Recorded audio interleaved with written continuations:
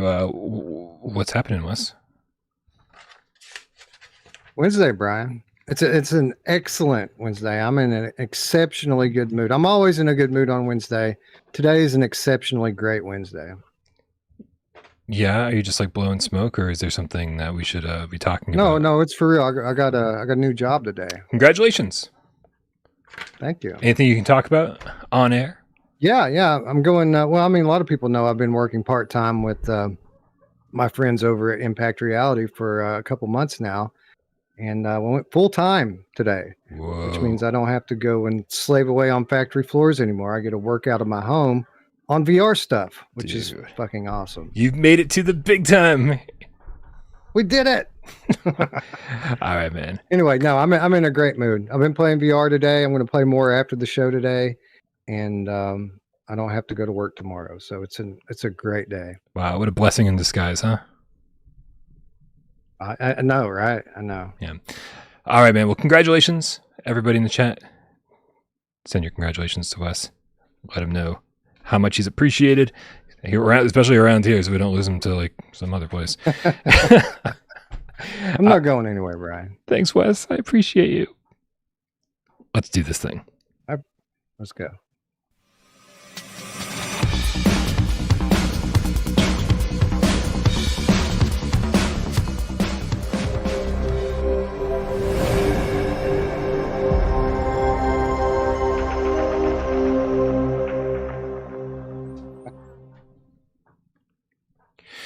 This is PSVR GamesCast Live, where we film live every single Monday, Wednesday, and 2 Wise Friday, 6 p.m. Eastern, right here live on YouTube. We do it live for your viewing pleasure, for all you who like to watch with your ears, and then for those who like to listen with your eyes.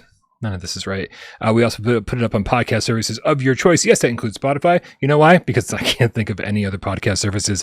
I don't know if you guys can think of any other podcast services, but that's the only one I can think of. Don't worry. If you don't use Spotify and you use something else, we're probably over there too. My name is Brian Pofnician right here, PSVR without parole. And to my right, to your right, our good friend, Wes Dillon from Virtual Strangers. What's happening, Wes? It's Wednesday, Brian. It's VR day. It's the time that I have an excuse to not do anything other than play VR, and it's magical. It's a magical day. But isn't every day VR day for you? It is now, I guess. Wednesday's no longer special. You would think that's the case, but no. Typically Tuesdays and Wednesdays are my days to play. But I try to squeeze in some stuff. In the other 5 days, but typically that just turns out to be walkabout mini golf. So no complaints here. In fact, in about 2 weeks from now, I'm going to be playing a whole lot more walkabout than I was prior to this. Mm-hmm. 2 days, you say? 2 weeks. Interesting. 2 weeks. Okay. Yeah. So it's seconds away, is what you're saying. Mere minutes, Wes. Mere minutes.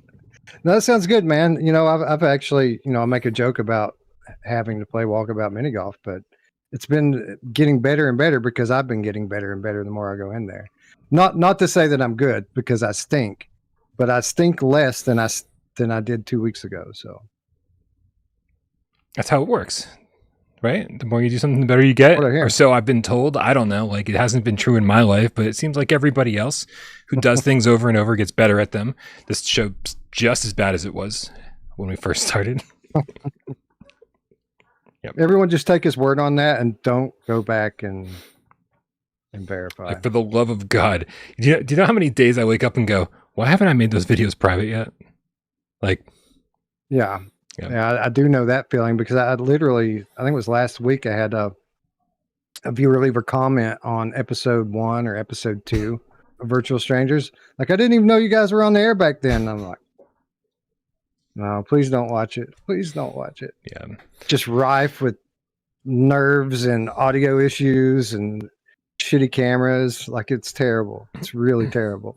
Yeah, shitty cameras are great. I was using a GoPro fisheye lens, the old GoPros for my only camera back then. There was no viewfinder, right? It was like, all it was something you just stick to a helmet or something and you just cross your fingers. I was sticking that to my wall. I was filming with it. Everything had a fisheye lens view, and my voiceovers were the strangest voiceovers I've ever heard. Back then I thought they were natural.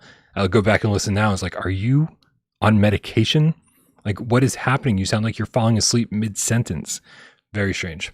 But it was the same for me. Like that, what I would do, you know, before even we did podcast, I would record gameplays with my PlayStation. That's how I started. I'm probably how you got into VR as well. But that I would always watch my videos back, and that was just the worst because I would always mumble into the microphone and just talk really quietly like this, and my accent was super thick. I know a lot of people think I have a thick accent now. It was way worse back then. So like literally, I would take notes with every video, and it was the same notes every time. Like, speak up, man. Speak clearly into the microphone. it's true. It's true. Bro, we've got a lot of stuff to talk about today. But before we do, I just want to let everybody know, listen, there's so many things you need to do if you're here, right? I don't want to make this work for anybody, right? Like if you came here to relax, you came out here to hang out and have a good time. So I don't want to put any of you to work, right? But if you're so inclined, if you're able to look at the description of this video, you should be able to find our Discord there. Join our Discord. That's where conversations like this happen 24/7. That's where I hang out 24/7. And if you've been hanging out in voice chat all day, then like you already have seen me play all the games we're about to talk about today.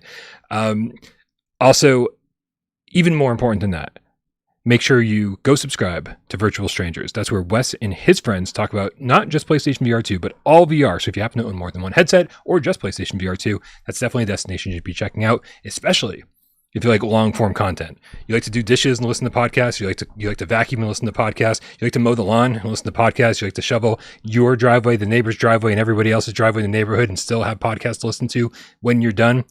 Virtual Strangers is the place for that. Wes, what's happening over on Virtual Strangers these days?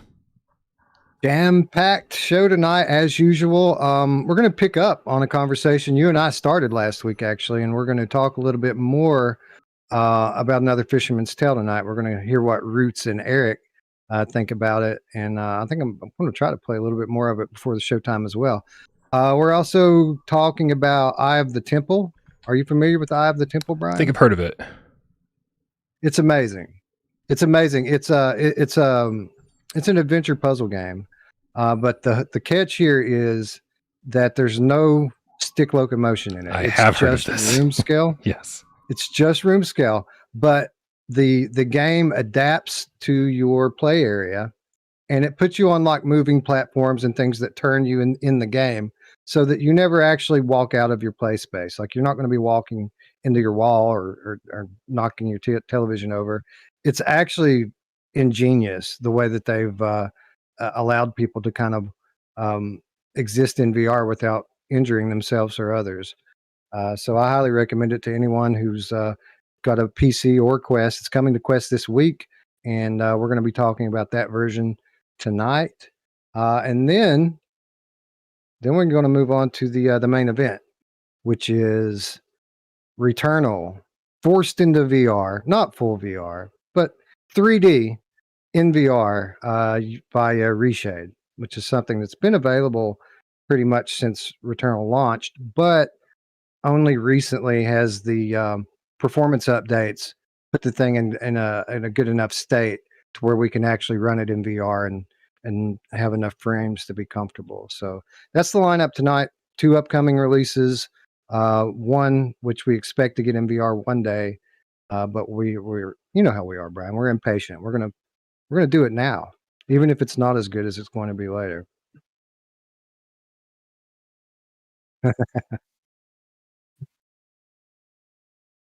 I didn't get your joke at first, so thanks for the punchline. It drove it home.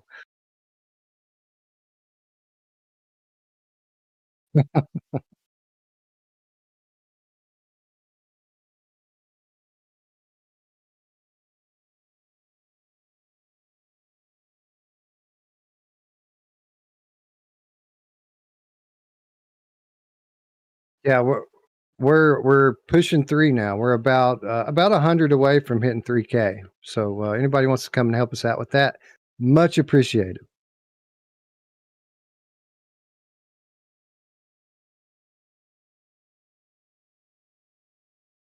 That'd be crazy. They can't hear me. Uh-huh. Yeah, my wife just came in and said Brian's mic's not on. Amazing, dude. Because you were talking about stuff. I was like, I didn't want to break in and say sirens on my end, so I was keeping an eye on my microphone levels and just like knocking them down whenever I could. And that's it. That's it. You missed great jokes, you guys. You missed a lot of great jokes. But you'll just never know what you missed. That's how this shit works. There was one. There were 7 amazing jokes. 7 nonstop hilarity on Brian's end. All right, you guys. Like I said, don't forget to subscribe to Wes over there on Virtual Strangers, and that's it. Now I'm totally thrown off my rhythm, man. We got a lot of cool tips in the chat. Make sure we start, guys. Dan, the GameCast Pajama, starts off and reminds us that if you become a member over here on YouTube, then you get free super tips or free super chats, and so you get your message highlighted in the chat. It's pretty cool. I think Looper was telling us it's 1 a month, but hopefully that makes your membership worthwhile. Dan, the GameCats Pajamas, says Galaxy Kart resolution bump hype. Listen, we were going to talk about this later in the show, but let's just fucking knock it out right now, right? I'm assuming that you haven't had a chance to check out the resolution update for Galaxy Kart, Wes. I haven't checked out Galaxy Kart at all, honestly. I've been waiting for it to get into a state where people say, all right, now you should check it out. So I guess I should ask you, Brian, have you checked out that resolution bump update? Yes, I have, sir. I checked it out minutes before the show because we got the news just minutes before the show that it had happened, and I'm so excited to say that this game looks like pretty clear now, man. Like if this is how it launched, I would have said nothing about the resolution. I think it's at a place where I think everybody will be happy with it. It looks crisp, looks clear. It looks very nice, and it also came with a bunch of bug fixes. I don't know what bug fixes.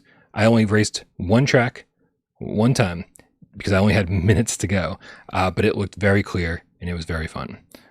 So did they've already updated it so that you don't have to play like each track 3 times to unlock the next one, right? Yeah, you only have to unlock the easy and medium. So you have to win first place twice on each track now instead of 4 times. That was really silly. And everything kind of works. So the multiplayer works fine. The track unlocking works fine.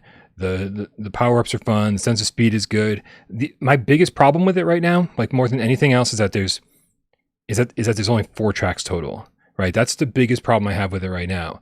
And so if they can up the player count to 8 players and keep bringing us more tracks, I think this is going to be a fun game, especially if Dash Dash isn't getting here anytime soon. Yeah, I don't think it is. And that's fine. That's fine. If Galaxy Kart continues to progress the way it has, I'm fully confident that they're going to bring more content to the game. I just like for what's there to be good. And from what I'm hearing, it is. So might be time to check it out. Yeah, it might be time to check it out. I wish it was like an early access price because of the content. I wish that because it's asking a lot for people to just believe that everything they promise is coming, right? I want wheel support with OneSense controller, right? That's how I want to play this game, and that's coming. It's not there yet. I think it was Nihilus Ryan in the chat said now we just need 10 more tracks. It's kind of true, right? I think Dash Dash is like 16 or 17, and they're all better than these. So but while we're waiting, I think it's a fun game. Yeah. And Dash Dash has the wheel support too, and it's cool because they have like a hybrid mode where you can steer with one hand and then use one motion controller to kind of like fire the weapons and stuff. It's pretty cool. Yep. Ben L of the GameCat Army with a $33 tip says, I turned 33 today, so here's $33. Ben L, first and foremost, happy birthday. Thank you for being here and celebrating with us. I think there's a lot of birthdays this week in the chat. Oh yeah. Happy birthday to, you say Ben L? Ben L. Is that right? It's also Serial Killer's birthday this week, I think. Let's see, who else? There was Eric's daughter, Charlie. Oh. Happy birthday to Charlie. Who else was it? Somebody had to fuck, man, I don't even remember. There were other people. Spry Guy, happy birthday, Spry Guy. No, there were others this week. My daughter's was last week, or maybe a week before. Chrome Colossus says his is tomorrow. My dad and my father-in-law share the same birthday, which was last week. And my wedding anniversary is in 3 days. Wow. I feel like we should all just take the week off and celebrate everything. Right. I agree. It's party Bye, every single day. Looping the Underground Game Cat with the €5 says, please don't make them private yet, referring to my old videos. He says, I've just reached 2020. Oh, God. I really hope that's a joke and that you're not actually going through video by video. But if you are, just please don't leave any comments. Don't call me out on anything. No timestamps, please. Like, because I'll click them. That's the problem. I'll click the timestamps and go, what the fuck? What stupid thing did I say at 12 minutes and 17 seconds in this video? And I guarantee you it's horrible. Nihilus Ryan says, Wes is married. My dreams are crushed. 23 years. Breaking hearts, Wes. Breaking hearts. Sorry. I know I'm supposed to keep stuff like that to myself so that I can give the viewers hope. But sometimes I slip, man. I'm only human. I'm not married. I'm just saying. No one cares. It's like, yeah, but Brian, we think you're a horrible person. We're over you. Dude, let's talk about a couple viewer takeover questions real quick. These are questions that you can leave over on our Discord. Click the link in the description below, join our Discord, and leave your questions that you want in the show over on in our viewer takeover channel. What I'm trying to say here is, like, we appreciate when you help us out financially, but you don't have to be part of the show. You can leave your questions in the chat here, leave them in viewer takeover. Plenty of ways to do it, and hopefully we'll notice them. Like we did with a perky game cat. So it's conspiracy theory time. With Microsoft trying to purchase Activision Blizzard, Sony is downplaying everything right now to make them seem less capable. So my theory is that they've gone blackout on their PSVR2 plans because of this damn acquisition. Their 20 or first-party games, their confirmation of hybrid games. What are your thoughts, cool cats? We fall back on this conspiracy theory quite a bit because, to be quite honest, it doesn't make a lot of sense to me. Like, when I think about it, like, who does Sony think that they're fooling? They're the global leader by a mile. Are they going to really try to convince governments that that's because of Call of Duty? Because that's basically what they're saying, is without Call of Duty, they're going to sink. And it's anti-competitive for Microsoft to pick up Activision.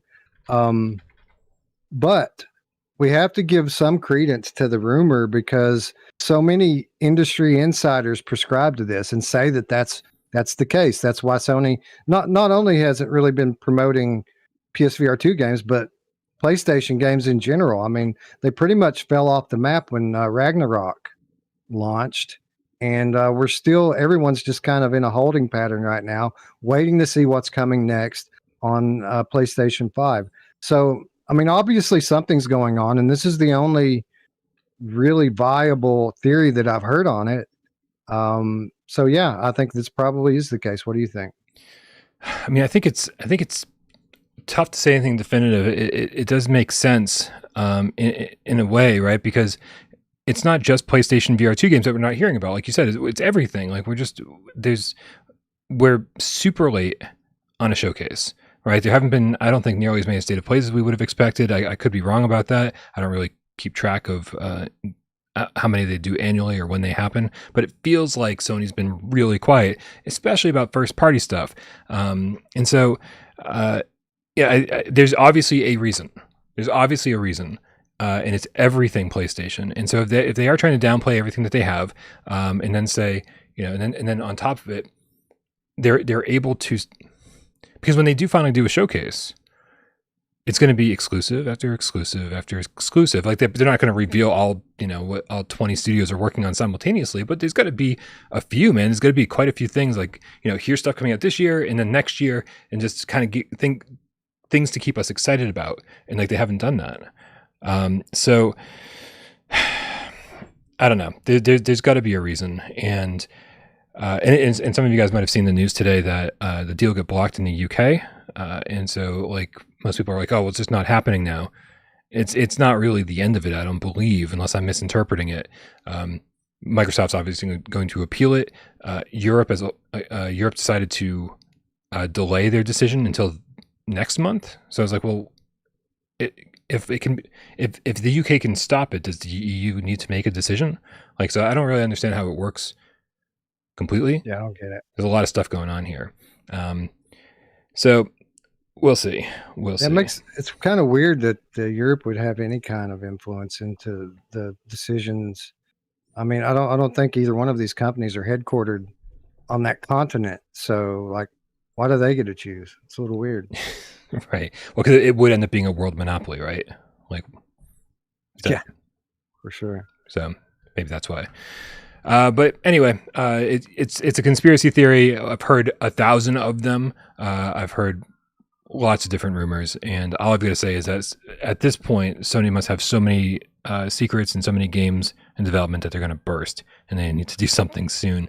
But they don't need to do something soon because they're so far in the lead when it comes to like Microsoft versus Sony. They're so far in the lead, it's not even funny. Switch is a whole nother league. Switch is always going to dominate, at least for the rest of this generation and possibly next. We'll see what they do with their next thing. But and the other question comes from Slyburger. He says, it was mentioned that due to the abundance of games at the PSVR2 launch, some smaller games definitely got buried in all the big launch titles. My question is, which games were those? And more importantly, which ones deserve to crawl out of the dirt and into our hearts?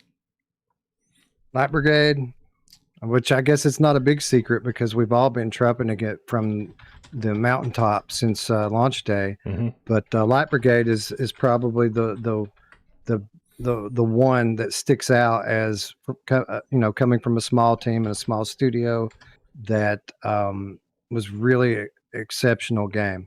Zombieland's pretty awesome too, I gotta say, and not enough people were checking it out.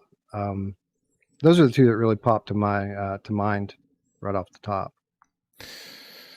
Yeah, I mean, I'd honestly have to take a look at the list of launch titles, but the first one that popped into my head, because we don't even talk about it that much here, is Runner, right? Runner. Oh yeah, Runner's a great game, and I think it really excels on PSVR2.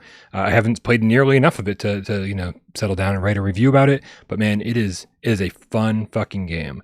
And if you haven't played Runner, definitely check it out. What's it priced at? Do you remember? Because $15. Yeah, in a world where the 30 is the new 20, right? It's like to get a game that's even priced under $20 and be as high quality as Runner is.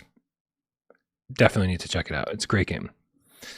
Nick Mulo asks, does Song in the Smoke count? Because Song in the Smoke, and I think that's a perfect example because I haven't tried Song in the Smoke out on PlayStation VR2 yet. We've been kind of saving that one. But I mean, by definition, it has fallen under the radar. I should have played that by now.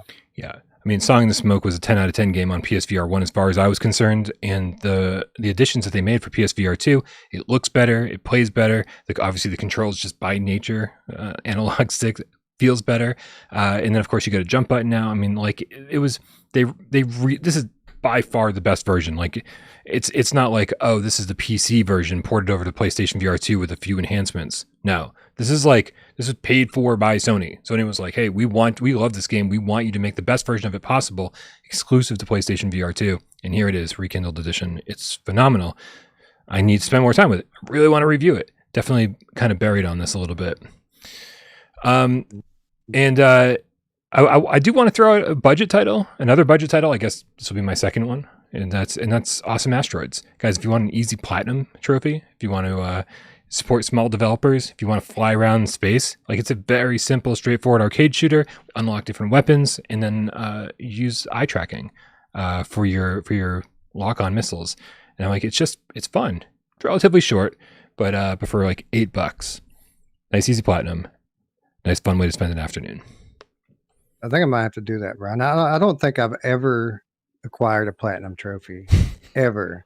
And my last week, my 12-year-old platinum bug snack. So I'm falling behind my own family here. I think I'm going to have to play Awesome Asteroids or something to catch up. Can I ask, was it your 12-year-old's mission to get the platinum, or did your 12-year-old just play it so much that they just got it? Well, he played it so much that he got very close. And after having set the game down for a couple of months, he went back into it last week and to get the platinum. And now he's got the fever. Now he's looking at trophy lists for other games, trying to figure out what the next one is that he's going to go for. Good call, Mind Jive. Last Clockwinder says Mind Jive. Embarrassingly, I haven't even started that game. Dude, this is like my job. This is my full-time job. The problem is like, there were two ways to go about covering the PSVR2 launch. Here we are 2.5 months later. I'm still trying to figure out how to cover the PSVR2 launch. You can either play 30 minutes of each game and do a little preview video, or you can go deep on each one by one, and then try to keep up with new releases as it's happened. And that's what I decided to do. I still don't know if it was the best way to go about it, but here we are 2.5 months later.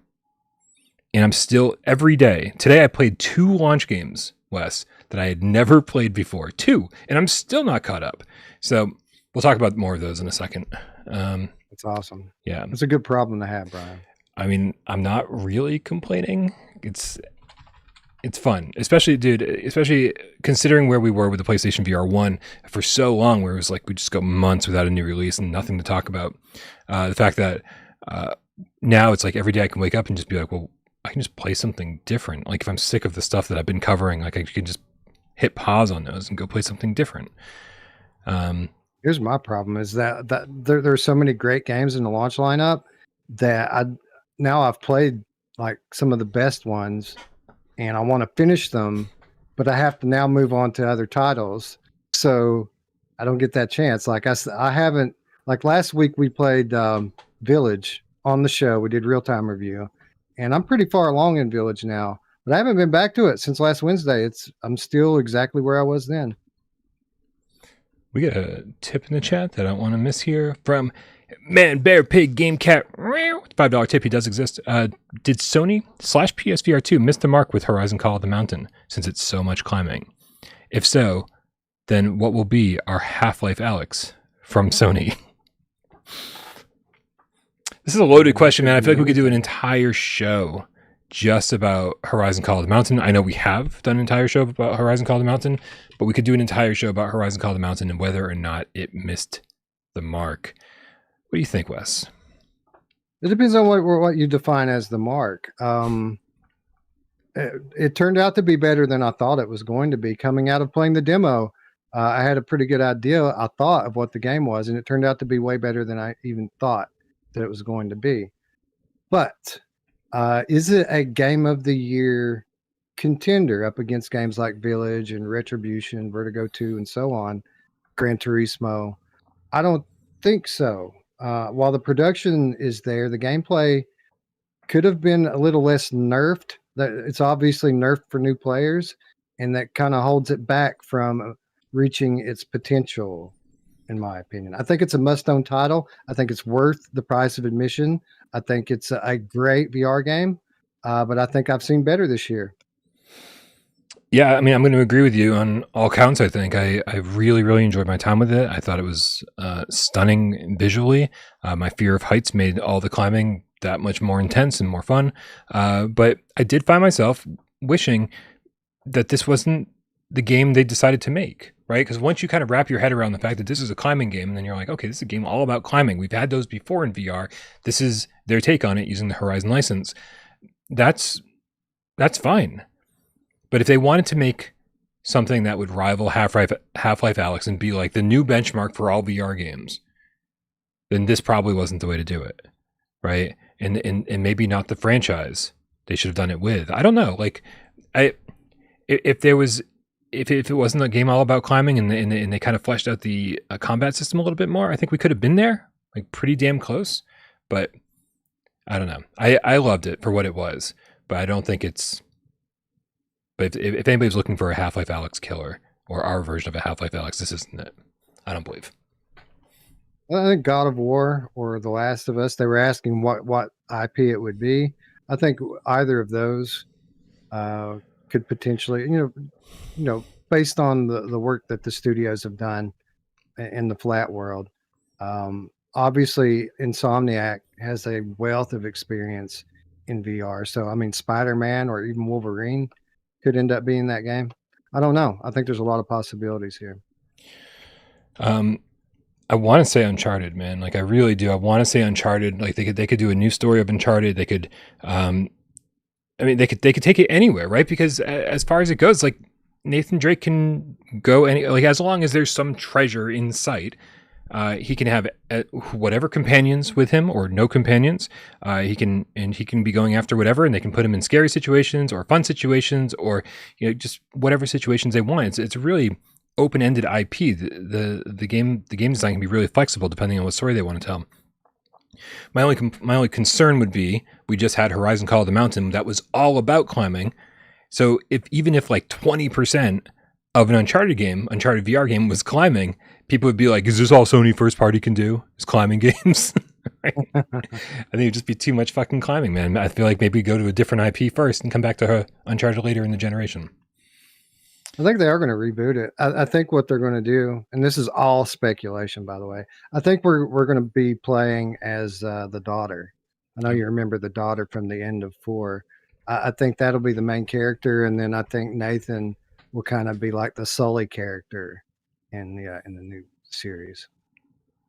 Works for me. Just because it makes sense. It makes sense for them to go that direction. Uber the Underground Game Cat with the €5 says, I picked up Altair Breaker on the sale, and so far it's a hidden gem. There's not much content variety, but the gameplay loop is so addicting. What's your experience with Altair Breaker, Wes? None. I know what it is. I haven't played it. To be honest, that's arena based melee, right? Yeah. It's just not, that's really not my genre. And I've had the opportunity to play it, but we only cover what we want to play, and I don't think any of us ever really got too excited about that one. So yeah, I have no experience with it. So here's my deal with Altair Breaker. I loved Swords of Gargantua for what it was. I thought Swords of Gargantua there was this addictive gameplay loop, and that was third versus game prior to this. And they didn't support it on PlayStation VR 1 after they got it out. I'm assuming that it didn't sell, and that was like, they're like, well, we can't keep supporting this thing. No one's playing it. Like no one bought it. No one's playing it. Damn. And so, I go into this already a little bit hesitant. I'm like, oh, geez, these guys again. But I jumped into it for the first time today because people were asking me. Jelly in the Discord voice chat was asking me, what's your thoughts on Altair Breaker? And I was like, I don't fucking know. Like, I haven't played it. But I should. I really want to know everything about this game. And so Elvert was in there, and he was like, let's go. Let's jump in. Let's do this. And so we jumped into a game of Altair Breaker today. I'm showing the footage right here on the screen. And immediately I was like, we were going through the tutorials, and I was like, oh, this is cool. This you can just climb anything you want. Like this, it's like, Zenith. It feels like Zenith. Oh, and some of these weapon moves is really cool. You can like swing your sword upward and knock enemies into the air, and then fly up next to them and beat the crap out of them while they're in the air. And it's Swords of Gargantua. So it's somewhat arena based, but it's a little bit more open ended than that. And it's all about, loot, all about going in and collecting weapons and collecting health items and whatever else. Like we only did one run, and we only went about 4 or 5 levels deep just to kind of like get a feel for the game. That's what you're watching right now. And we had fun, man. We had fun. I would not play this by yourself, right? It feels like kind of empty without somebody else there to interact with. But this is, if you can get like, I don't know how many players you can play total in this, but 2 players was fun, and if it supports more than 2 players, then I 100% agree. Like this is kind of a hidden gem, and I'm really enjoying it so far, and I can't wait to get back to it. Nice. Yeah. I would not have expected that. So, I say that arena-based melee is not my thing, but I have played certain titles that I enjoy in the genre, so maybe this would end up being one of them. You never know, Wes. You never know. Josh Cat with the $5 tip says, great thing about Awesome Asteroids is how receptive Strange Game Studios is to suggestions and implementation of requests. This is an advantage very few take advantage of. Agreed. It's the kind of benefit of being a small developer, right? Like Reggie is, I think, one of 2 people over there at Strange Game Studios at this point. I think Boss came on full time recently. Might have that wrong, so it might just be 2 of them. And I think once the studio size grows to be too big, you're not able to do that as easily. right? Because you stop either you stop interacting with the community as much, or there's too much bullshit that you have to go to and get the whole team to agree on things. But like literally, if Reggie has a good idea, he's like, all right, and then it's done, right? So I agree, and that's kind of the cool thing about the VR industry growing up with us, right? As you know, as being having this channel here in Virtual Strangers, Wes, like we've gotten to know some of these studios, and we knew a lot of them when they were just a couple people, and now we've seen them grow into these gigantic studios, right? And it's been really interesting to see which ones have valued the community and which ones have valued even us, right? As like people who do this and listen to our shows or our advice, and which ones never did, never cared, and it's just, I mean, I'm not saying one's right and one's wrong, right? It's just been interesting to kind of see how it all goes down. It's been fun. It's been fun growing up with these studios. Typically, the developers that are good about taking feedback and implementing updates based on it, they're typically the ones that are more successful and do continue to grow because they put out higher quality games. So it's gotten to the point now that we have these studios that have put out 2, 3, 4 VR games since 2016, and they've steadily gotten better and better and better over time. So now we have a certain level of trust with certain studios because we know, if X developer is putting out a game and it's not right when they launch it, they will fix it.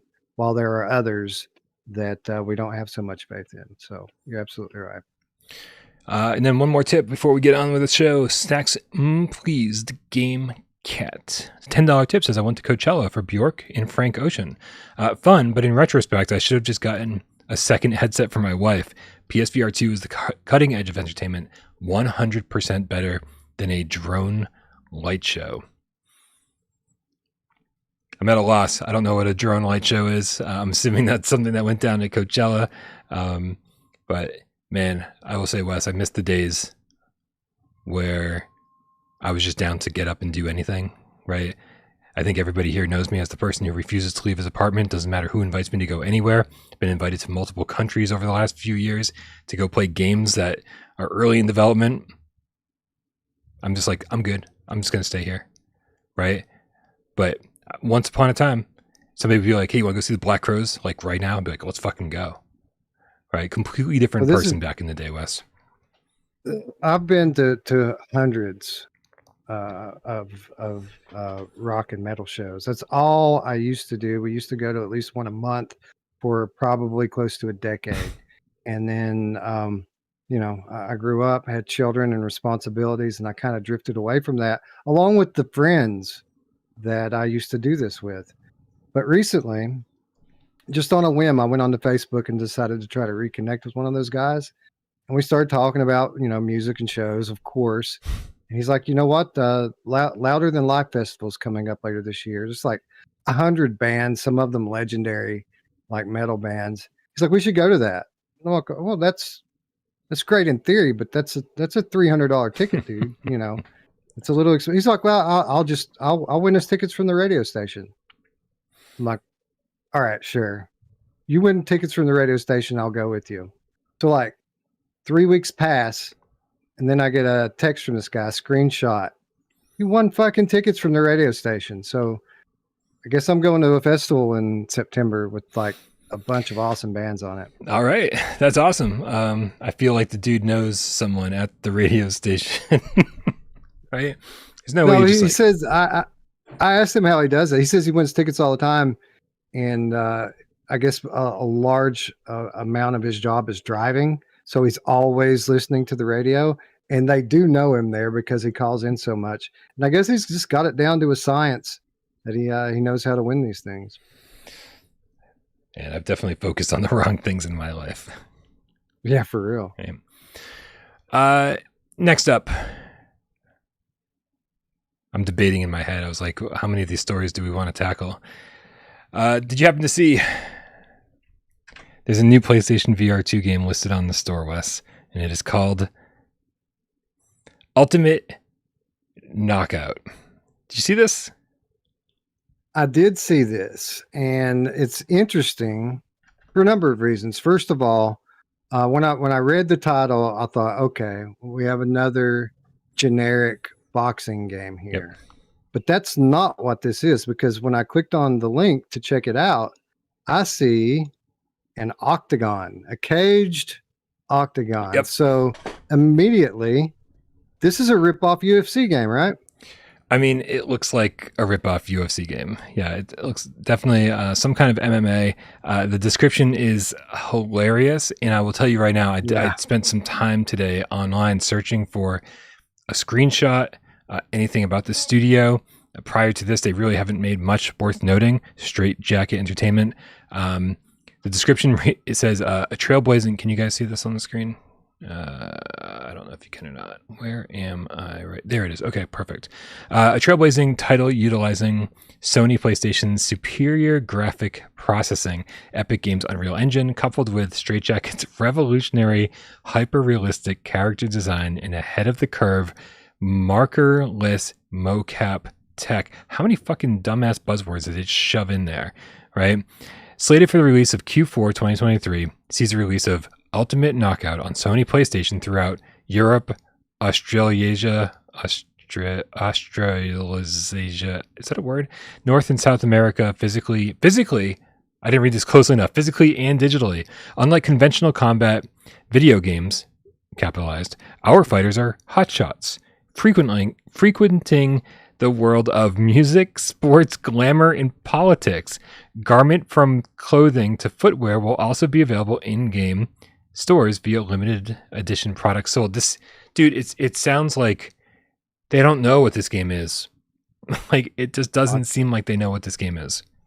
I think they have a good idea what this game is. I think what they're trying to do here is they're trying to capitalize on what's popular in combat sports, which, by the way, is the only sport that I follow. I'm a big UFC MMA fan. I watch some boxing. I don't watch football or basketball anymore like I used to.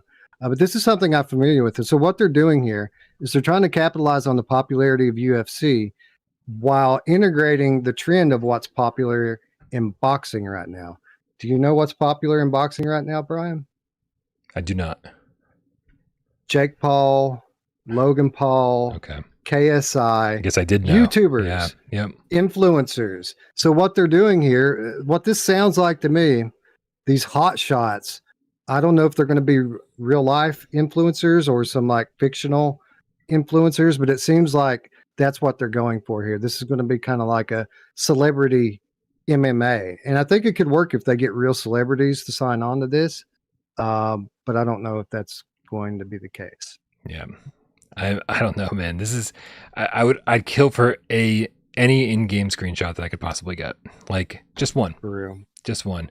Because I don't know. I don't think MMA is like really designed for VR. I mean, sure, you could, swordsman give you a kick button. So I guess you could have a couple kick buttons, a couple things. I mean, but I guess at the same time, I didn't think skateboarding was really designed for VR. But here we are. We're about to get VR Skater this summer, and you do all the tricks with your hands. So, I mean, I guess you can figure shit out. And it's funny, this description doesn't talk about PSVR2. You only know about PSVR2 because of what it says further down, like in the regular Sony tech stuff. It also says plays PSVR 1 as well. Yeah, I don't have a lot of faith. I don't either. Yeah. But we'll see. This was just, it popped up today, and I think everyone just was like, what the fuck is this? But I don't know, man. I don't know. Would you, if they came to you and said, hey, Wes, can we use your likeness in this MMA fighting game? You're a celebrity. They would have to show me my stats first. If they let me customize what type of a fighter I'm going to be and what my strong points and weak points were, Yep. Sure, why not? I'd be down. Okay. Now, I could actually probably give them a lot of feedback on this. It was something the two things I'm an expert in is VR and mixed martial arts. So I could probably give them a lot of feedback. If they need a good beta tester, might want to hit me up. You've been, by any chance, keeping up with any of the PokerStars nonsense? Man, I've just been laughing about it, watching your show, watching your Twitter, watching it come and go as it always has on the Sony platform. What's going on this week with PokerStars VR? Dude, all I'm gonna say is that this is the third time it's been kind of like pulled out from under our feet. Right back in 2021, we had it got announced. And I don't know if it got announced. What happened was the trophies went live, and that's how it got kind of leaked. Right, trophies went live, which generally means that it's weeks from being released at most. For PSVR 1, never came out. Trophies disappeared, and then it got announced again. A few months back for PSVR 2, and then it wasn't. And then this is about as close as we've come, man. We got a tweet from PlayStation saying, "Hey, PokerStars, coming soon on PSVR 2," with like a 10-second little video clip. It also linked to the PlayStation Store. I believe the store page is still up, but the tweet has gone down. There was a video, I believe, on the PlayStation YouTube channel that is now missing in action, and we no longer have the announcement, at least, of PokerStars VR. So, what could possibly be happening, Wes? What could possibly be happening that would cause this over and over and over? Is this some kind of weird guerrilla marketing? Yeah, I don't know. I know that getting published on the Sony store is no small feat. There can be a lot of back and forth between studios and the Sony QA team to get published. Typically, though, the studios during this period aren't putting their game out there and trying to promote it. They're just trying to get the green light to publish it. So maybe there's a little bit of PokerStars studio. I don't even know what studio does it. Jumping the gun a little bit and maybe putting themselves out there a little bit too quickly. But you'd think they would learn after a time or two, right? that just to kind of back off. I have no idea. I have no idea what I've never seen anything quite like this, Brian.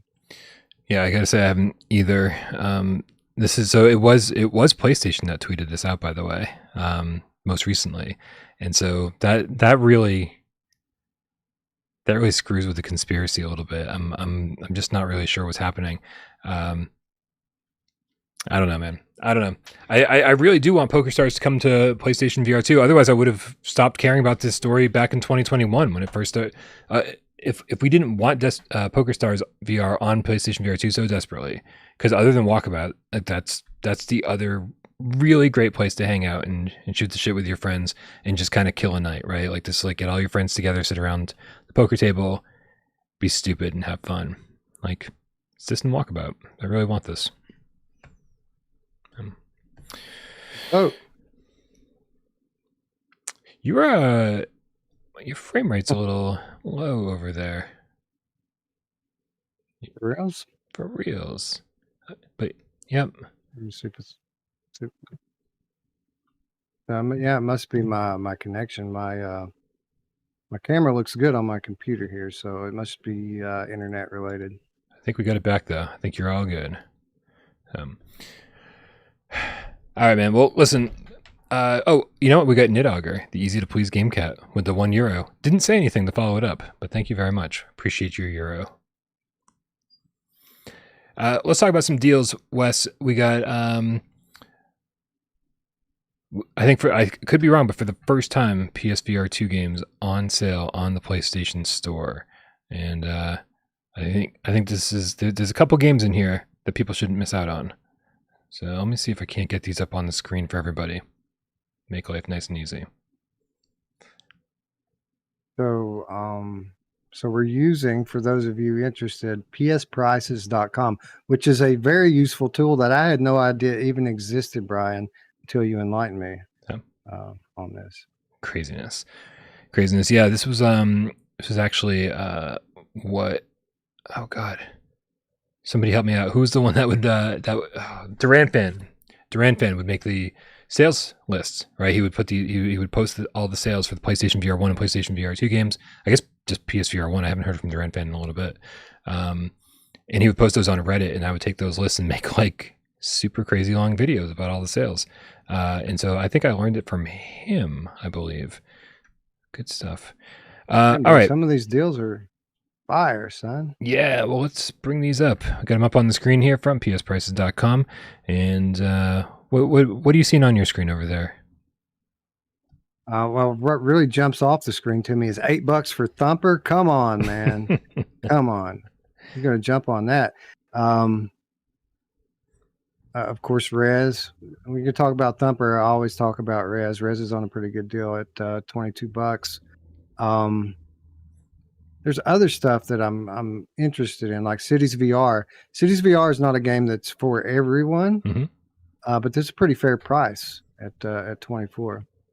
Yeah, I mean, I think when some of these games came out at launch, again, these are probably some of the games, if anybody's curious, like what games got buried at launch, these are some of the games that got buried at launch.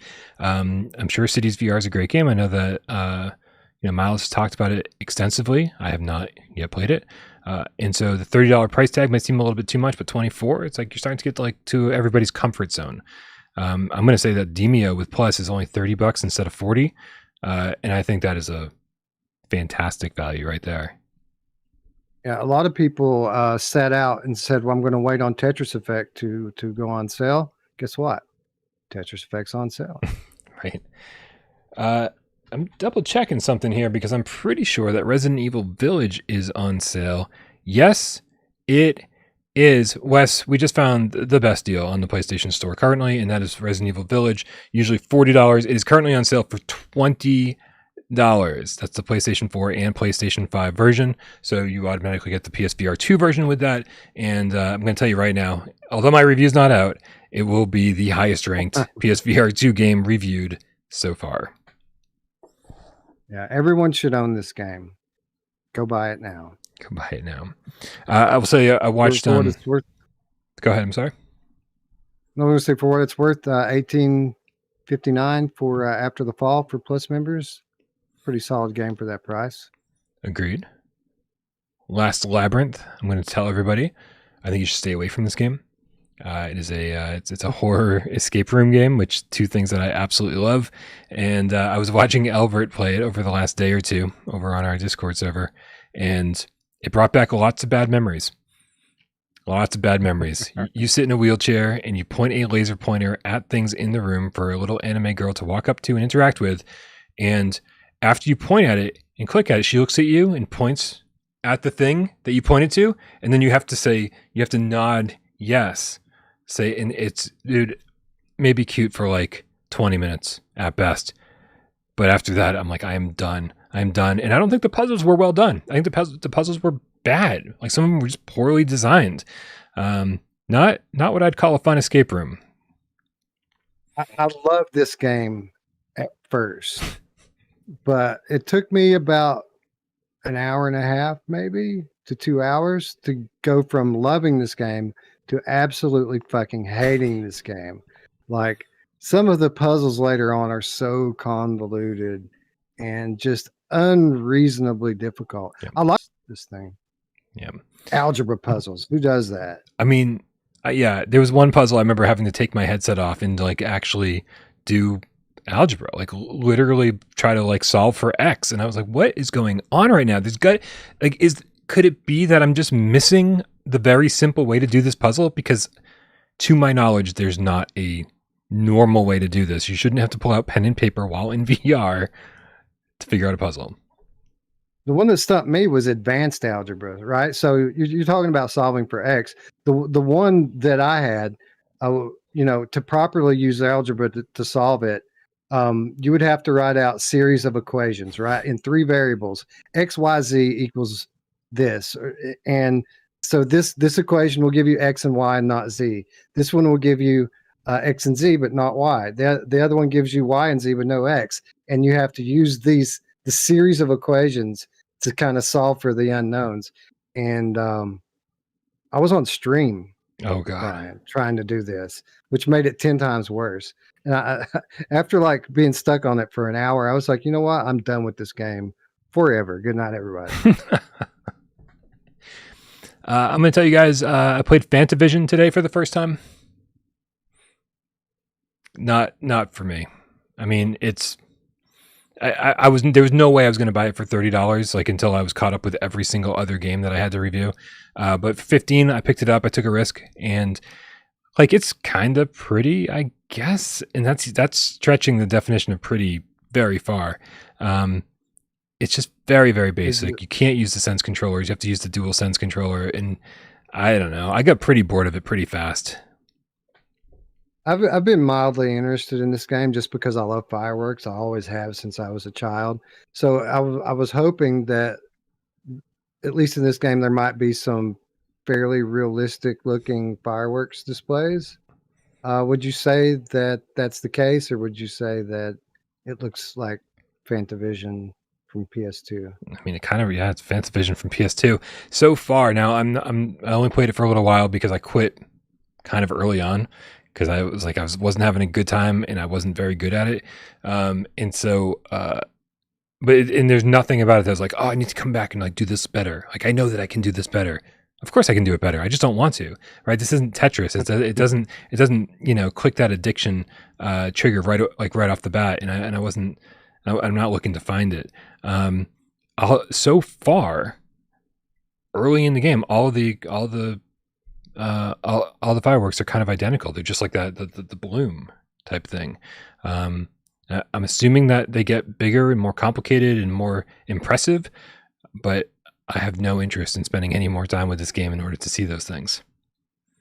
I'll just go to VR chat. Yeah. You know what I mean? Yeah. I'll go see some fireworks in there. Altair Breaker is $24. That's the reason I played it today. I wanted to see if it was worth picking it up on sale. I know for $30 it might be a little bit much, but you knock it down to 24. That's starting to get closer to most people's wheelhouse. And like I said, only played the first few levels.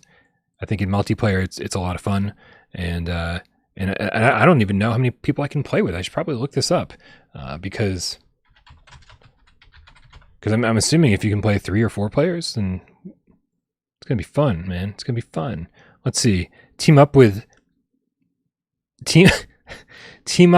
other 3 players from around the world and take on enemies together.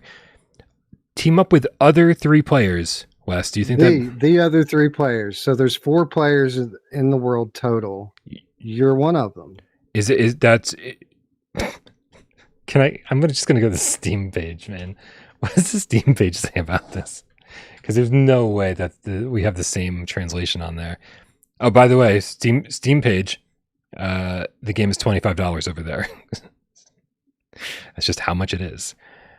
Co-op multiplayer. Here we go. Team up with other 3 players from around the world. I'm fucking done. I'm done, Wes. I'm so fucking done. Team up with other 3 players. So it's either 3 or 4 players. I don't want to say which it is because I don't want to lie. It's 4. It's got to be. It's got to be. But why wouldn't you say go out in a party of 4 players to like keep people from? Because you don't want to put 3 if it's 4 players. Find a way to say that it's 4-player co-op. I'm like, I don't know. Other 3 players. Other 3 players. Can we move on? Yeah, I will ask you. Cave Digger 2, $15. Co-op game, had some potential when it launched on PSVR 1. Now coming back to it through fresh eyes on PSVR 2. Is it worth our money? Oh, you don't have a take on this. You're asking me. Yes, I'm asking you because I have not played it. I haven't played it either. I've watched other people play it. Apparently Albert's just doing all my work for me. I just hang out in voice chat while I work and watch whoever's streaming simultaneously. It seems like it's a little more polished and a little clearer than the PlayStation VR 1 version. However, it's still got some crazy bugs. So it is, I would say fucking wait a little bit longer. I don't know. I mean, $15 is pretty cheap. So if you're really out of PSVR 2 games to play, I can't imagine that you are. Then it might be worth the risk because I did have fun with it, despite the flaws, despite the bugs, despite game-breaking events that would happen. I still had fun with it. And I was like, man, if they could just polish this up, it'd be a lot of fun. And so if you don't mind dealing with those while it's on sale, I don't know, it might be okay. Especially since it's co-op. It's kind of fun. That's the thing, right? Friends make bad games good. Josh Cat with the $2 tip says, solving puzzles with algebra, that's a game for me. All right, Josh, well, then your new mission, if you choose to accept it, is to play Puzzling Places. Nope. What game was it called? Last Labyrinth. I told you, man, I'm fucking not with it today. Not with it today. Just wait until I let you know what the supermassive joke was that you all missed out on earlier. It's crazy. Yeah. All right. Hey, so topic of the show is humanity. I know the demo was out recently. I actually missed out on the demo. Did you manage to play it during that limited time demo? I did. And, playing the full version of it today, I kept thinking that maybe I had accidentally installed the demo, because the levels in this game, they refer to them as trials. So when I would unlock a new ability or something, it would tell me that I would be able to, for example, have free camera movement during this trial. And I'm like, did I install the trial version? I thought I installed the full one. But no, I did not try the demo. I got to imagine it's probably very similar to the game that I played today. Yeah, I can only imagine. This is something that I've got to be honest. Like, I mean, I looked at this and it took us a long time to kind of figure out what kind of game humanity was. They first revealed it a couple of years ago, and we're like, we don't know what this is, right? Like, but the enhanced logo on the screen kind of gave us all hope, and so this looks interesting. Like, Enhance so far has made very good games, but I think we should be clear and say, hey, that this is not made by Enhance. This is published by Enhance. So the same studio that made Tetris Effect and Res Infinite didn't make this. This was in fact made by THA, and I don't think they've made too much other stuff prior to this. It looks like Lemmings, and it plays like Lemmings. You play as this little white dog running around in third person, and you are guiding literally thousands of people to a glowing white light. What's the likelihood, Wes, that we're bringing all these people through death into the afterlife? They make it seem that way, right? Because the white light could either be, or the intelligence, the blue sphere that's guiding you. It could either be like a godlike figure, or it could be like an extraterrestrial. Those are typically the options we have when we lead people to get sucked up into the light. But there are other things that other kind of clues that they give you, like they tell you not to worry about the people that are that fall off the ledge or whatever, that their spirit lives on, and that they'll be reincarnated and walk through the door again soon. So it does certainly kind of have that spiritual feel to it. And then beyond that, when they talk about trials and judgment and these sorts of themes, these are typical afterlife themes that you read about in most religions. So I do think I am erring on the side of spiritualism here with regard to where these people are going. Yeah, and it I mean, it plays like Lemmings, man. Like, you're not assigning roles to the people, but you are leading a mass of people in a direction, and basically, kind of giving them instructions. You're placing down, turn here, right? And then the whole group of people will turn at a certain place, or jump here, or do a long jump here. And it's very quickly, Wes. I didn't get too far into this. And I'm concerned because the same reason I didn't want to play it to begin with is the same reason I kind of stopped playing maybe earlier than I should have, to get proper impressions. But it's that these type of games are always kind of fun at first, especially comparing it to Lemmings, because it's like, oh, cool, I'm like guiding. Look at all these people on the screen. There's literally thousands of them, and they're all, I get to kind of like save them and get them to their destination, and I think that's always fun for a little while, and then the second you kind of start getting stumped, I think it loses some of its appeal. At least for me, it does. And I think hardcore puzzle fans are going to get really, really into this. But as soon as I got stuck a little bit and wasn't quite sure what to do next, I ended up dropping out and was like, all right, that's enough. I'm going to have to play this whole thing for review. So, I will certainly get back to it. But so far, I like it, but there's a big but in the room.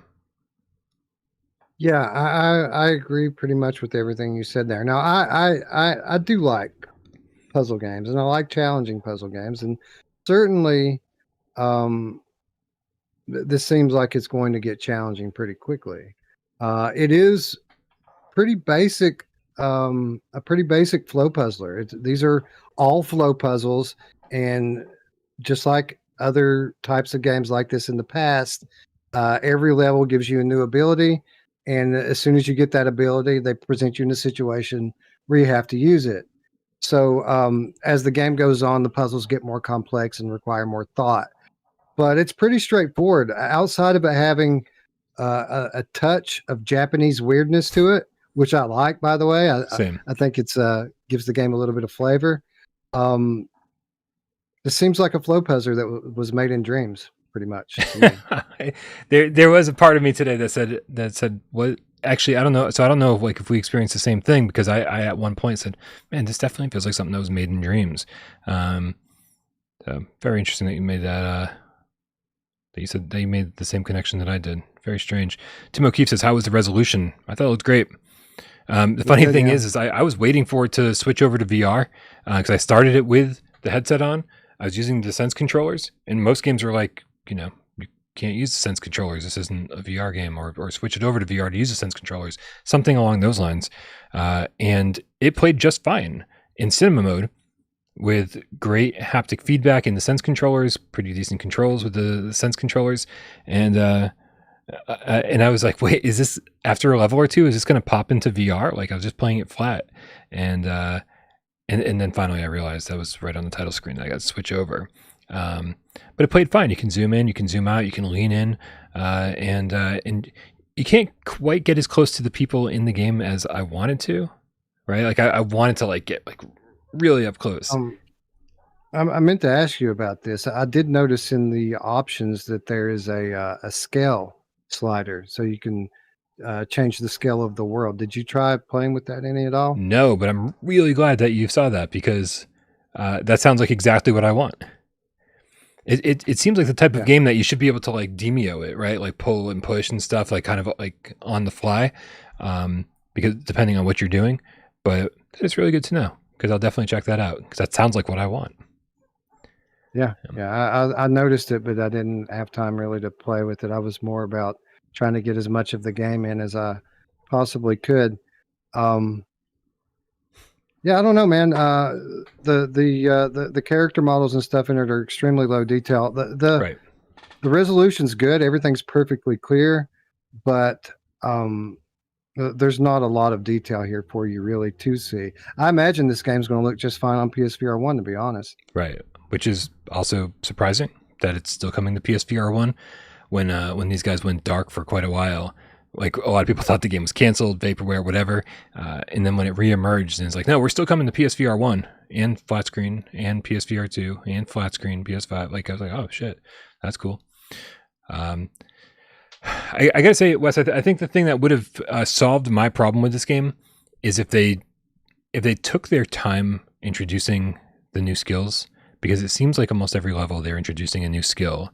And that's cool for people who really catch on to things quickly. And that's not me. I don't catch on to anything quickly. I need time to kind of learn something and adapt to it. And then oh, okay, now you've got a new power. Now you've got a new skill.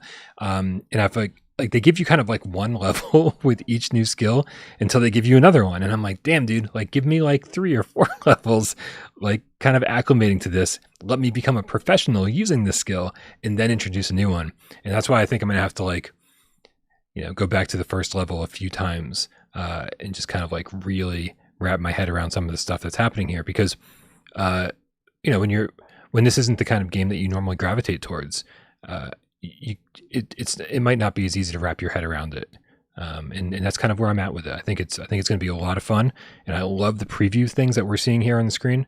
Like, like the with people firing, there's like the lightsaber stuff, and it just looks really cool. And I can't wait to get to those things and see how they work. And hopefully by the time I get to them, I've learned everything else that they've taught me in the process. Well, I would suggest that you collect your goldies, Brian, Yep. because the more goldies that you collect, the more tools that they give you to kind of make your trial and error a little bit easier. Camera movement, I already mentioned. One of the more recent ones I unlocked allows you to restart a level with your moves still in place. So if you want to retry a level, you don't have to go back through and put all the turns and jumps and stuff in the path.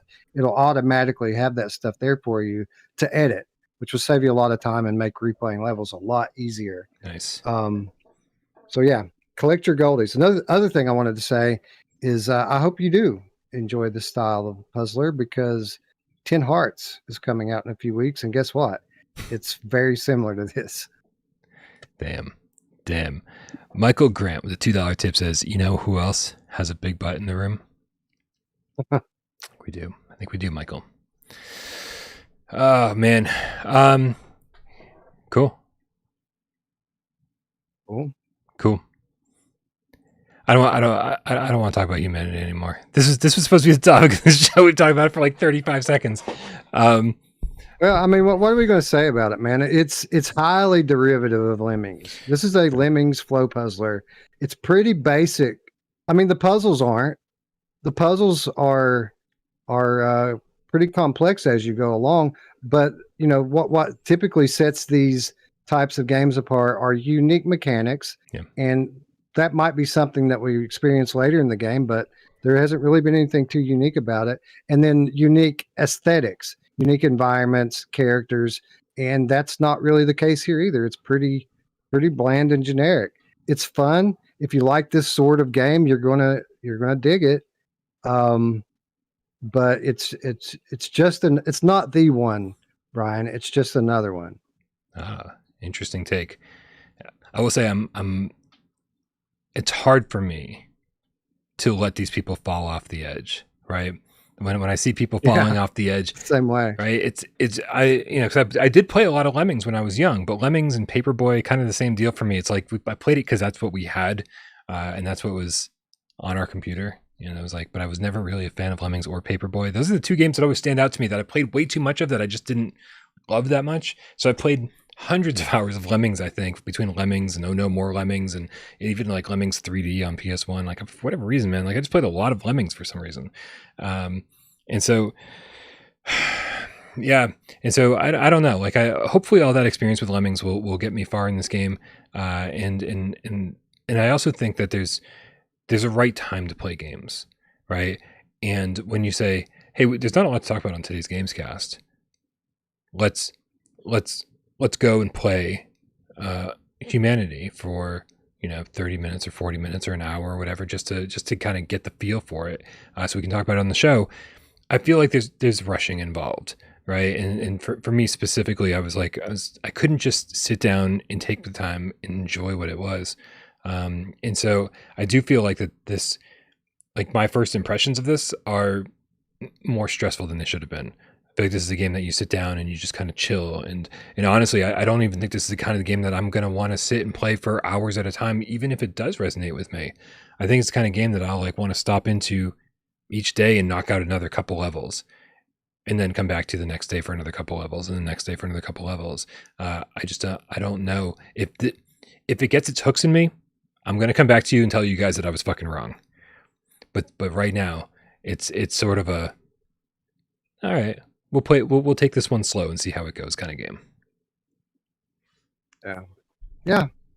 I'm the same way, by the way, with the letting the guys go off the edge feels wrong. It feels like I'm supposed to be saving as many of them as possible, but that's literally the last thing that you want to do. The strategy that seems to be the most effective for me is at first let them all fall off the edge. Yeah. And you want to place your moves backwards, starting at the goal, moving toward the source. And that way, once once you get everything in place, you can just time it out right to grab your goldies, and then you're on to the next level. Yeah, I think that's something that'll help me too, because I restarted the levels, like, because I've got Lemmings on the brain. I've got these other games on the brain being like, no. I want to get S level. I want to get 3 stars on each way. They don't give a fuck whether people die in this game. And so I've restarted many times, despite the fact that the game was like, don't worry about it. And I restarted the level anyway, because I was like, I don't want to lose anybody. I'm too caring, Wes. I'm too caring. No faceless, featureless man left behind. By the way, I don't know, AJ is like 15 minutes behind the stream, and he said that you can use the Sense controllers for Fantavision. Okay. You have to, I'll tell you this. Fantavision makes you turn on the DualSense and hit the X button to start the game or whatever. And so that's why I was like, oh, you can't use the Sense controllers. You have to turn on the DualSense and start the game with that. And so major design flaw right there. Yeah. I don't know. I'll check it out with the Sense controllers, and I'll see if I like it any more. But I'll tell you, of all the games that I played today, Wes, Altair Breaker was the surprise for me. I enjoyed that quite a bit, and knowing I can get in with other 3 friends, I'll be very happy to do that. I'm sure all 3 of them are ecstatic, and I can't wait to play with you. Yeah, I don't think there are other 3. I mean, it's just you and AJ sometimes, and Miles on Fridays. It's gonna be a tough one to review. I don't have other 3. All right, man. This has been. Oh, sorry. Shit, we got a tip. Mark Pringlesleaf with the 5 quid says, I can buy 1 game: After the Fall, Song in the Smoke, or Zenith. Wes? That is a very individual question, man. It really depends on what you like. Yeah. They're all solid, great games, but they're all very different games. So, I mean, it just depends on what you want and what you like, honestly. Yeah, I mean, like you said, I mean, I think just who you can play with makes these radically different. Song in the Smoke is an isolated, solitary experience. After the Fall, you can play with like other 3 friends, and then Zenith, other 3, yeah. right? You can play with a ton of people. It's an MMO, so it does. After the Fall is not on this list for me. I like After the Fall better on PSVR2 than I did on PSVR1, but it's just never going to be a game that I'm in love with. Song in the Smoke is a game that I'm in love with, and Zenith is a game I'm in love with. And I would probably pick, to be honest with you, Song in the Smoke, just because it's Zenith you could stop into in a year and it'll be better than it is today, right? Because they're just going to keep adding stuff. Song in the Smoke, that game's essentially done and polished. I would look at this question, which one should I play first? And I think you should play Song in the Smoke first. I would say something very similar. For me, though, what Brian said, but swap Zenith and After the Fall. I would pick Zenith last of the 3. And as far as which one you would play first between After the Fall and Song in the Smoke, it depends. Do you want a single player experience or do you want a multiplayer experience? If you're more of a multiplayer guy, go for After the Fall. And if you're more of a solitary person, go with Song in the Smoke. Oh, yeah. All right, man. Well, this has been one hell of a show. I feel like I was all over the place today. Between the topic of the show specifically and muting myself for a good amount of it, I'm ready to wrap this shit up. So let's play a game of 20 questions, shall we, Wes? Absolutely. Nice. Let's do it. You guys know how this goes. Today, Wes is going to be the host of the show. He's going to pick a PSVR or PSVR2 game, and it's up to us, me, and all you guys in the chat to figure out what game that is. We got 20 yes or no questions in only 6 minutes. Wes, do you have a game chosen? I have chosen a game, yes. All right, I'm going to put 6 minutes on the clock, guys. I need all the help I can get in the chat because I don't know if I've ever gotten this on my own. Like, I lose a lot. And if somebody in the chat doesn't nail it, then on your mark, get Des, go. Is this game on, or has it been announced for PSVR 2? I don't think so, no. Okay, so we're going PSVR 1 only. Okay. Does this game have, other than the moves in the DualShock, if it supports either of those, ignore it. Other than those two control schemes, does this support any other peripheral like the aim, a driving wheel, or a HOTAS? No. No. Okay, so does this game use a DualShock? No. Okay, I don't guys, think so, no. we're down to moves only. We're going to assume PSVR 1 move only game. Did the developer of this game make any other PSVR 1 games? Yes. All right. Did the developer of this game make more than one other PSVR 1 game? And now I'm testing you. I can only think of one other. Okay. I can only think of one other PSVR game that they would have done. So I'm going to say no, just one. Is this studio in North America? I'm going wicked rogue here. Like, this is not normal questions. So I'm going to say no. I do think that they have branches here in North America, but they're not known as a North American developer. So branches, I'm going to say no. Branches. All right. Yeah. Like offices. There are offices here. Okay. Like if I were to, never mind. Yeah. I don't want to give you too much info. Sure. That's 5. Yeah. Is this an exclusive? PSVR 1 exclusive? No? Okay. No.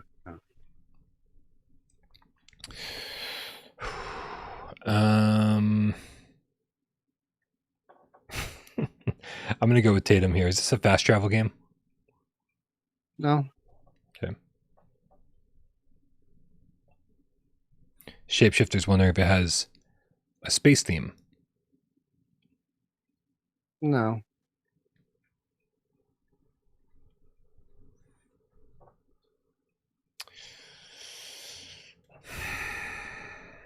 Any horror element of this by any chance? Yeah. Ooh, now we're talking. Okay, so it's PSVR 1 only moves. The developer has made other PSVR 1 games, and it's a horror game. That's right. Is it a zombie game? Zombie or zombie adjacent, whatever they might call. I wouldn't call this a zombie game. No. All right. Well, there goes Killing Floor. That's 10. Acavero. That's 10. Not zombies. They're not zombies. They're walkers. No, I'm just kidding. That's a joke. No zombie adjacent creatures here. Good question, 40. Does it have full locomotion? Yes. Okay.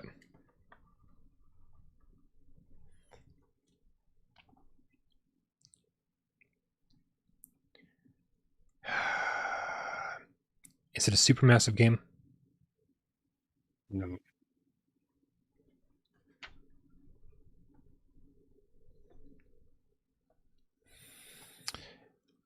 Is this a game in an existing franchise? Yeah.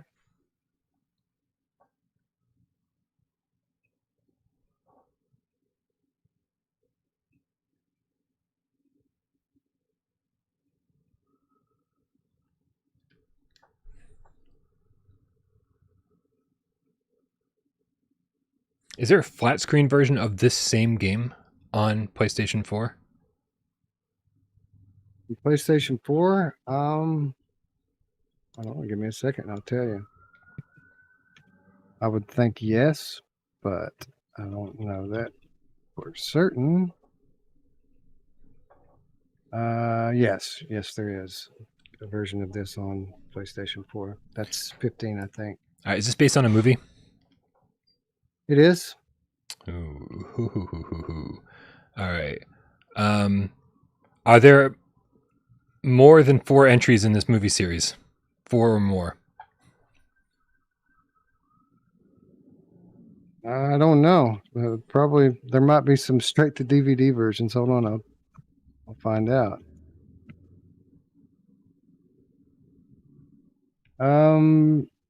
Yes, it appears that there are more than 4 of them. Okay, 4 plus in the series. Was this game released episodically? No, Oh, okay. Well, there goes Exorcist. that's 18.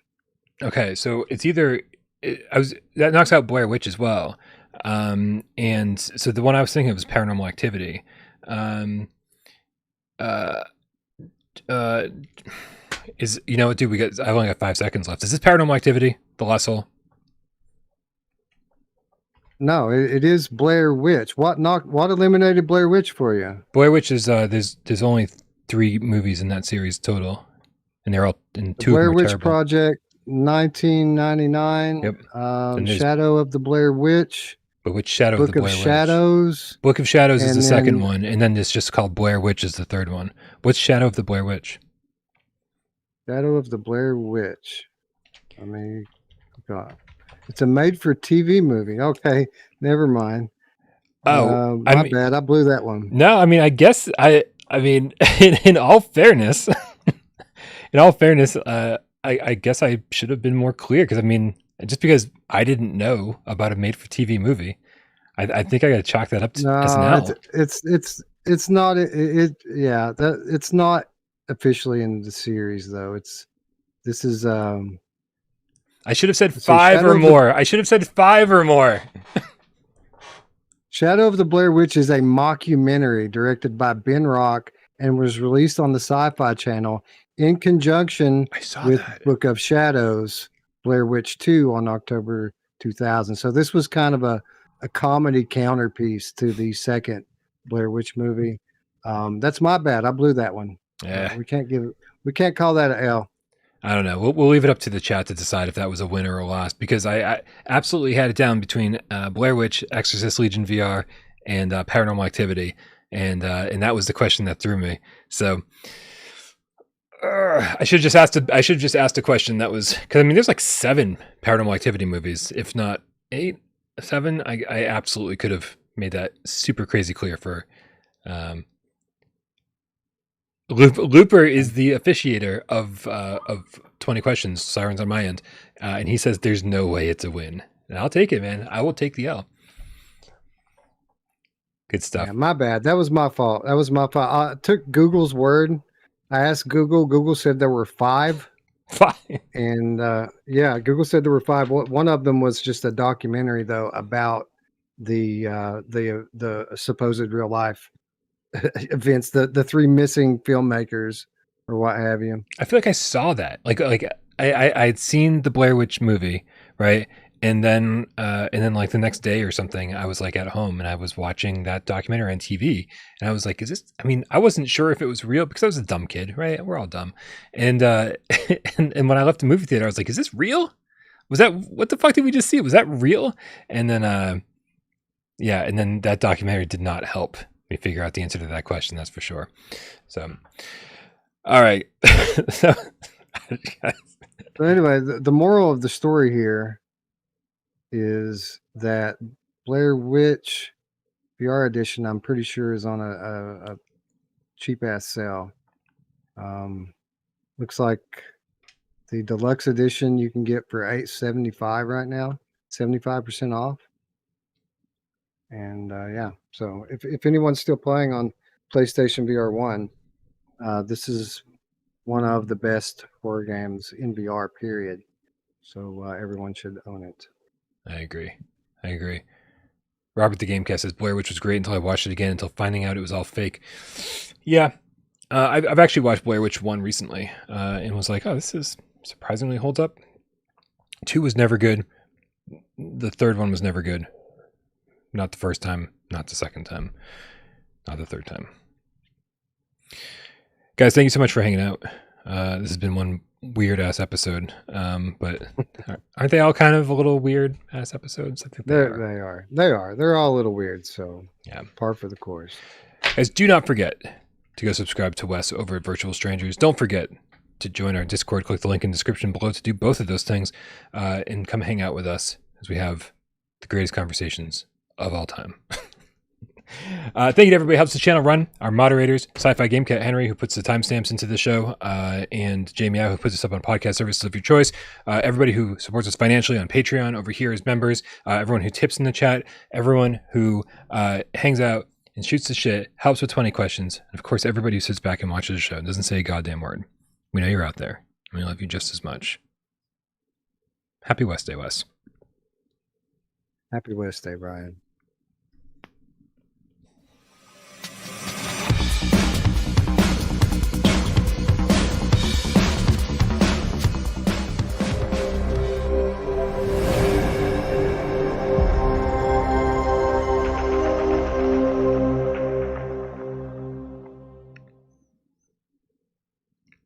Man, I'd love to end by like telling people the joke, the super massive joke, but now I don't remember what it was. It wasn't very good. I thought it was funny. So let's see. I'm trying to think of how I set you up for it because. Oh, you were talking. What were you talking about? And you were saying, "Oh, but I'm just too impatient." And I said, "Yeah, I'll be Bravo team, right?" Right. Like you can be impatient. I'll be Bravo team, and something about Supermassive's. It was Returnal. lineup. I was talking about Returnal. I don't want to wait for Returnal in VR, so I'm going to play it in 3D on a virtual screen in VR tonight on Strangers in the Night. There you go. You be impatient. I'll be Bravo team, and together we will be the Supermassive PSVR lineup of 2018. That's what it was. You just pretend you saw that earlier and that it was actually funny. I'm gonna get out of here. Good night, you guys. We love you all. Meow.